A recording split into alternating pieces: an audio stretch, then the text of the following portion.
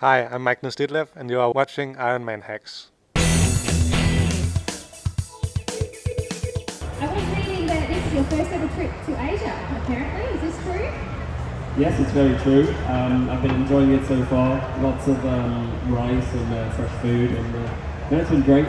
I've loved all the flowers along the road. It was like a very nice transfer from the airport, and I've been enjoying the trip so far, and hopefully some more in the future. Congrats, that's great to have you here. Hopefully, many more times. Youri will pass on for the next one. Guy and I were discussing the fact that you hired a swim coach over the winter for you in December to improve your swim. What has that involved, and has it been working for you? Well, we figured out that we basically needed to create a team around me with the best in the sport that I can find and the best personality that matched to my character. And I struggled in the swim a bit last year, and I need to improve in there, and I wanted to search the knowledge outside of the triathlon community and more into the swimming. And we just focused on being as efficient and as quick through the water. So actually, in easy set, go as fast as possible with losing as less energy as possible.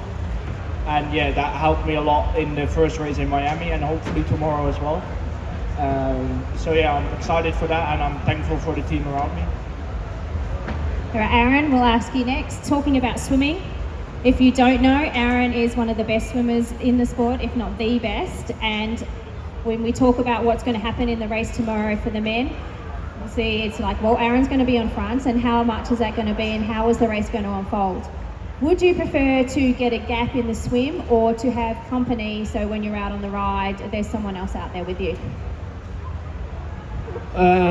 It's always weighing up the cost benefit, I guess. So, of course, ideally I'd like to have a gap, but that would also come at quite a big cost. And in conditions like we're going to face tomorrow, especially with the water temperatures quite high, you've only got a certain amount of matches and you go through them quite quickly. So, to answer your question, I guess I'd like to have a little bit of a gap, but I think probably playing the smart scenario would be to maybe have a few guys around me that we can hopefully work once we get onto the bike quite well. Next question is for Clement. You raced in Miami, not the best day for you. You talked about having some cramping in the conditions. What have you done differently in order to prepare yourself for this race? The race of Miami was very difficult for me. I have a lot of cramping at the hamstring directly during the dive of the swimming, and after on the bike, a lot of cramp at my glutes. So it was a long race for me. I decided to stop the race because it was impossible to run after. So I have a good recovery since Miami, and I'm very happy about my training. And yes, normally I'm not too bad on the heat condition and humid, so yes, let's see for tomorrow. And Bradley, question for you. A bit of an all-rounder, two-time exterior champion, half-distance champion, 7th at World Champs. Which is your preferred distance /event? Yeah, it's a good question. I seem to be a little bit difficult, struggling to choose which discipline I enjoy most. I think I just really enjoy triathlon and all the different disciplines that it offers. Started my career with Xterra and spent 8 years racing professionally on the Xterra circuit, and then transitioned across to the middle distance, and then up to the full Ironman distance for a couple of years, and now come back to the middle distance at T100. So I really enjoy all the different distances that triathlon has to offer, and just the different challenges that throws at me. Probably my most preferred distance is over the longer races, especially the course at Ironman World Champs last year in Nice really suited me well. It's a smaller guy.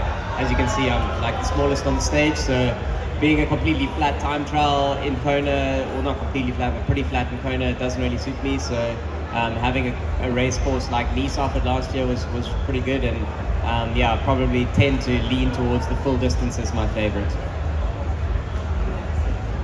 So I have a quick follow-up. You must be excited about this course then, because it's not unlike Miami, which is flat around. You've got quite a few punchy hills in here.